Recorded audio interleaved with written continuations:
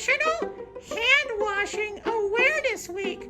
And I'm here at STEM School Highlands Ranch, and behind me is Julie and Mallory, and we're going to talk all about hand washing. Right, Julie? That's right.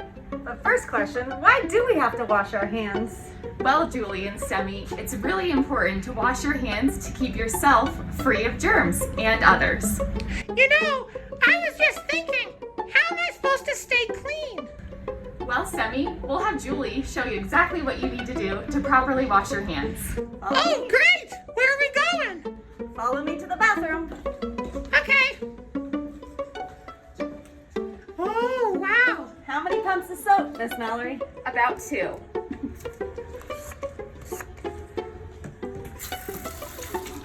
Why is it important to wash our hands?